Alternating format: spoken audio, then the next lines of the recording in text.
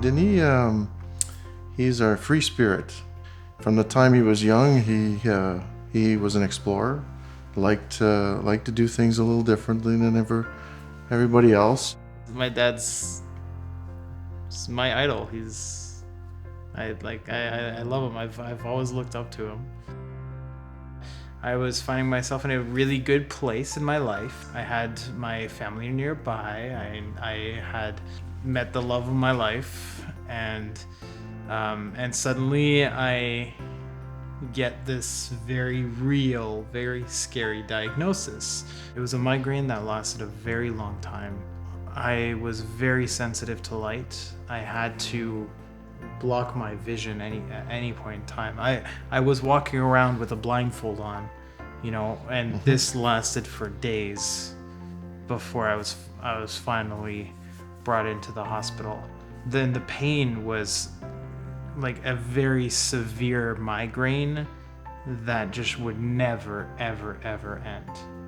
I'll never forget that day because the doctor came to me and said he has a mass in his head.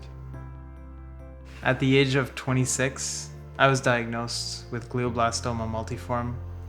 It's the most aggressive and most deadly form of brain cancer.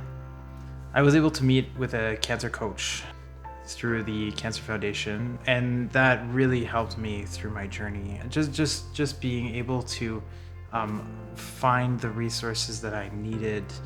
I really don't think I would have had the strength that I had if I had not met with my cancer coach.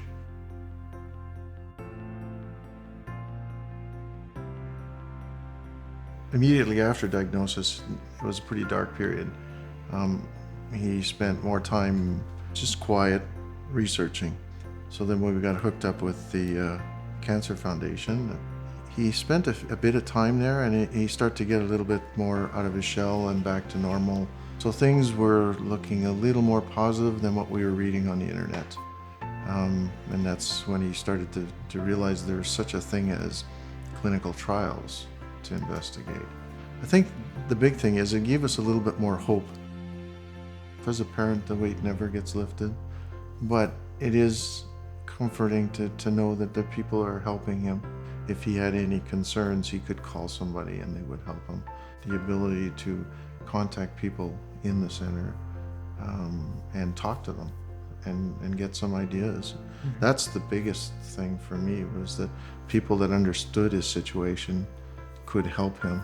And I still worry. I worry today, but it's a relief that he was being able to talk to somebody.